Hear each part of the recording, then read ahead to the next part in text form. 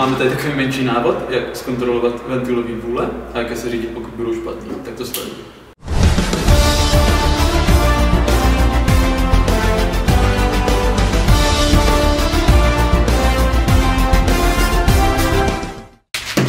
Sundáme si nádrž.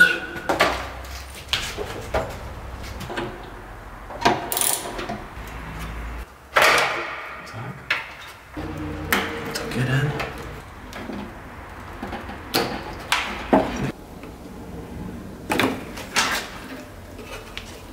Tak. Teď si povolíme tady na boku jeden šroub. Tak, tím se nám tohle uvolní. Potom odpojíme jeden konektor, druhý konektor.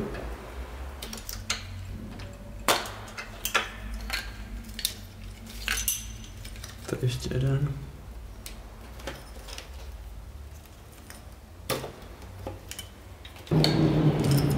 Tak jsem si to tady celý začistil. Všechny konektory jsem si vytáhl tady dozadu. A mám teďka už tady připravený to na vypuštění trošku té kapaliny chladící. Teď si z boku začistíme tady ty kabely, co tady vedou, aby to tady nezavazilo.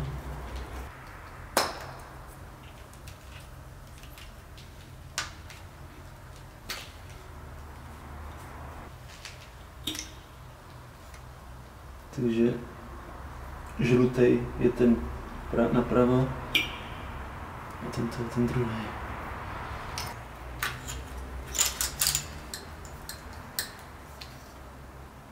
Teďka musíme vypustit chladící kapalinu z téhle celé hadice, aby jsme ho tady mohli odpojit a žlotovýko sundat.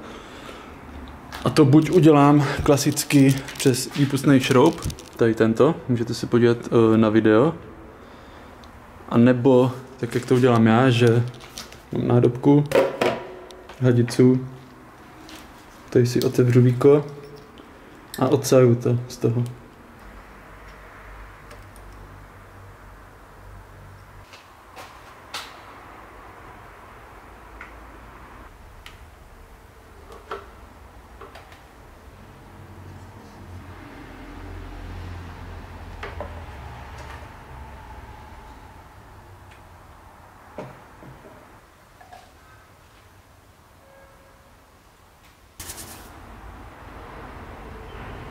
Chladící kapalinu máme vypuštěnou tady z té hadice, zhruba toka.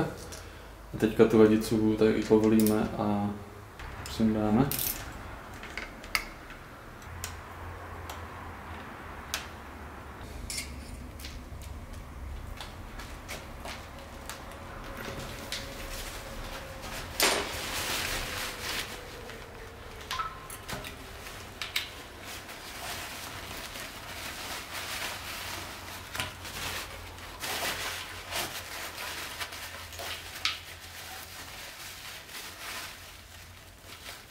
Teď tady máme dva takový kryty z obou stran na dva šrouby, takže odšroubujeme a sundáme.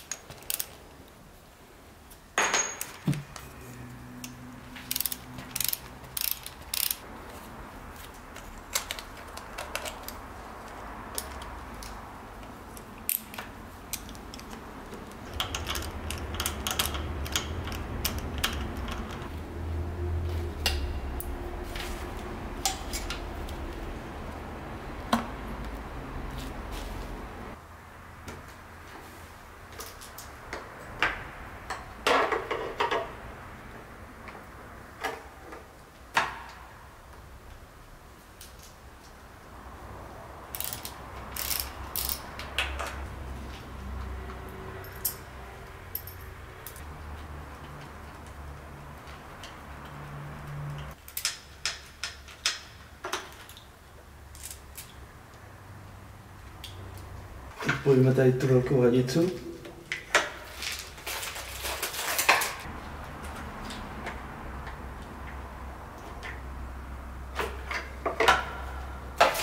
A teď konečně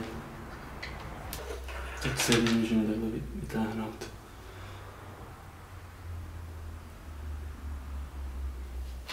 Tak to se nám ten prostor celý krásně uvolnil.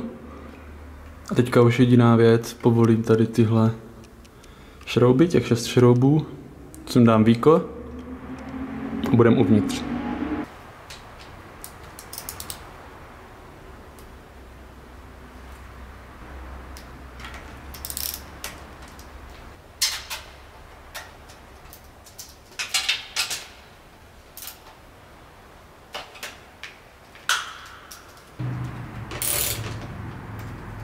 Všechno očištěný, můžeme sundat víko. Tak. Tady jsou pak 4 těsnění, 2 mě zůstaly, jedno tam zůstalo vevnitř, takže si to musím hlavně z toho schovat. Poslední kryt, který uděláme, je tady tento z pravé strany a pak už můžeme měřit ventilový vůle nebo kontrolovat. Struny.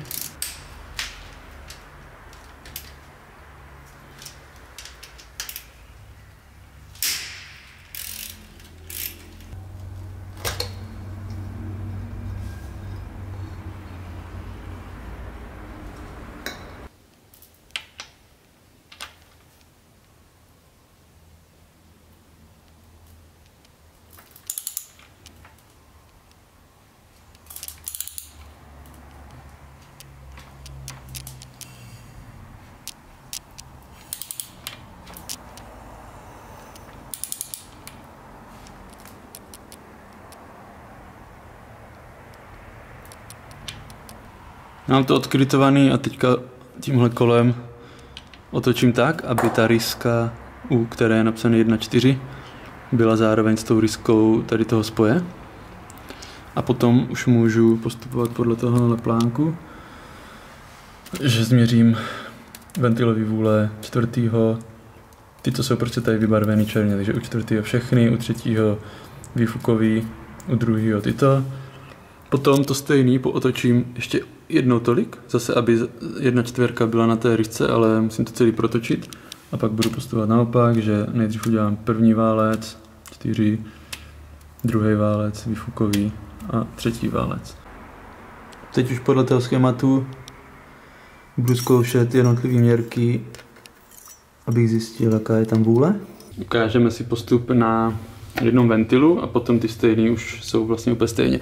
Takže když budu chtít tady ten sací ventil, ten první, takže takhle mám motorku, takhle jsou dopředu, toto je levá strana motorky, toto pravá. Takže tento ventil, když budu měřit, je to sací, takže má tam být 0,15 až 0,24 mm ta vůle. Takže si nachystám tady měrky, mám tady 10, 15, 20 a pak ještě 25 si vytáhnu. A zkusím teďka postupně ty měrky od 10, 15, 20, jak se tam vejdou. Mám tady sací ventil a jdu zkoušet první měrku, takže zkusíme 10, 0,10 mm, to tam jde úplně v pohodě. Zkusíme 15, 0,15. To tam jde s takovým menším odporem. Zkusíme 20. A ta tam nejde vůbec. Takže je to něco nad 15. Takže dejme tomu, že třeba 16 můžeme dát. Takže 0,16 mm a zapíšeme do tabulky. Sací ventil, tento jsme měřili a je tam 0,16 přibližně. A 0,16 je v rozsahu 0,15 až 0,24, že tento ventil je sice na hraně, ale ještě v pohodě. A teďka projdeme všechny ty ventily a vyplníme celou tu tabulku. Tabulku mám vyplněnou, všechny ventilové vůle u každého ventilu mám změřený a zjistil jsem, že ty sací ventily jsou všechny v pohodě. Jsou všechny v rozsahu od 0,15 do 0,24 mm, ale u těch výfukových ty vůle jsou všechny malý. Jo, ani jedna není v tom rozsahu, jak má být 0,22 až 0,31. Takže co teď budu muset udělat je to, že budu muset sundat vačkovou hřídel u těch výfukových ventilů a změřit všechny velikosti těch podložek, které tam jsou. Budeme sundávat vačkovou hřídel, natočím si klikovku tak, aby byla zase na 1.4 v té lajně. Klikovku mám natočenou tak, aby byla s ryskou 1.4 tady. Zároveň se podívám, to si musím zapamatovat, abych potom nepodělal časování, až to budu dávat zpátky dohromady. Takže si to klidně takhle vyfoťte celý. Pro všechny případy jsem se pojistil a radši jsem si to tady lihovkou ještě takhle označil. První, co budeme sundávat, je napínák rozvodového řetězu. Nejdřív povolíme tady ten prostřední velký šroub. Mám tam teďka tyhle věci. Šroub, podložka, pružinka a uprostřed té pružiny je ještě takovýhle táhlo. Teďka 8 povolím tady tyhle dva šrouby a celý to vytáhnu ten napínák ven.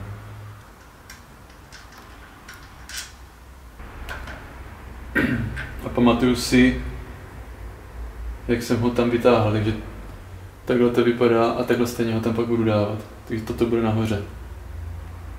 Až budu tam vracet ten napínák, tak si musím pohlídat toho, že ho vrátím do původního stavu, kdy je úplně zasunutý. Takže tady z vrchu takhle zmáčknu a on tam jde zasunout. A nastavím to tak, aby byl na 5. zubu. Takže ho povysunu o 5 zubů. Teď se vrhnu na povolení tady asi 10 šroubů, 11, abych sundal tady tohle. Takže postupně povolíme všechny šrouby. Pro všechny případy si ještě ucpěte díry na svíčky, aby se nestalo, že vám to něco spadne.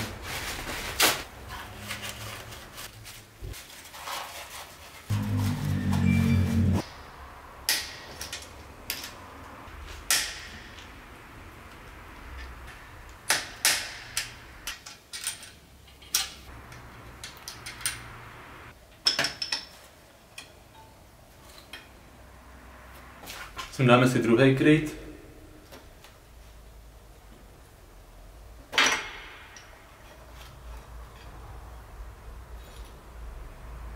Pozor, aby nám nespadl ten rozvodový řetěz tady dolů, tak si ho tady přichytím nějak k něčemu, to je jedno.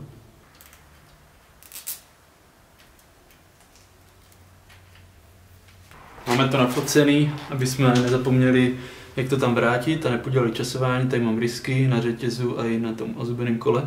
A konečně teda teďka můžu celou tu vačkovou řídel sundat.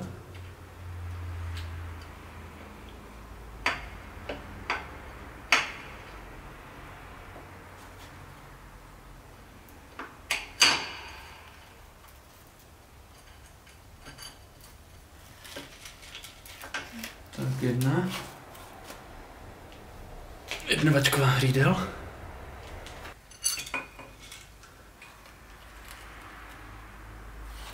Nastává okamžik měření, kdy všechny ty ventilové podložky musím změřit a podívat se, jak jsou velký. Ukážeme si to na jedné a potom ten zbytek už je vlastně stejný a napíšeme to zase do té tabulky, co máme. Sundáme si magnetem tohle a uvnitř je ta podložka. Tu vyndáme, změříme.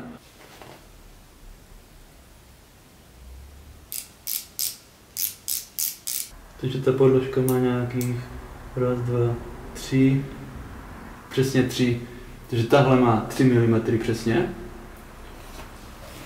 Zapíšeme to do tabulky si. Takže tohle byl výfukový ventil z levé strany první. Takže 3,00 mm. No a takhle změřím všechny a vyplním celou tabulku. Pak uvidíme, jak je budeme muset vyměnit. Potom, co jsme změřili všechny ty podložky, vyplnili jsme tabulku, tak teďka si musím vypočítat, jakou tu podložku dám jako novou, abych se dostal na tu požadovanou vůli. Takže mám být mezi 0,22 až 0,31, mám tam 0,18 a podložku 3 mm. Takže když snížím tu podložku na 2,90, tak se mě to o desetinu zvedne a budu tam mít na jednou vůli 0,28. A takhle si napočítám všechny ty podložky a potom zjistím, který potřebuji koupit. Já už jsem si tady to napočítal, takže jsem kupoval 7 nových takovýchto podložek. A teďka vlastně to už jenom vyměním a potom přeměřím znova vůle. Je na čase znova magnetem vytáhnout ty podložky, vyměnit to za ty nový, celý to složit, dát tam zpátky ty vačkový hřídele. No a potom proměřit znova ty ventilové vůle. A pozor tady u toho, jak budu vracet ten napínák, tak jak jsme si to říkali předtím, nejdřív tam přitáhnu ty 2 krajní šrouby a potom, až to tam je dotažený, tak dávám ten prostřední s tou pružinkou. A potom, co to přišroubuju, ten prostřední, tak si protočím klikovku 2x, 3x, tím se mě to dopne ten řetěz a je to hotový. Mám to konečně nasazený. Nejtěžší bylo dostat tady tu vačkovou hřídel do té pozice, protože tam vzadu jsem to měl nastavený tak, že ty ventily byly zatlačeny, takže když jsem to tam dával, tak to tam nedrželo v rovině a musel jsem to zatlačit, přišroubovat tam ty zadní 2 šrouby, úplně ty první na tamté straně a pak teprve se mi podařilo dopnout ten řetěz, takže konečně to mám. A teďka už to jenom celý zadělám a je to hotový. Takže nedoporučuji, abyste se do toho pouštěli, pokud nemáte nervy, takže to budete dělat třeba celý den.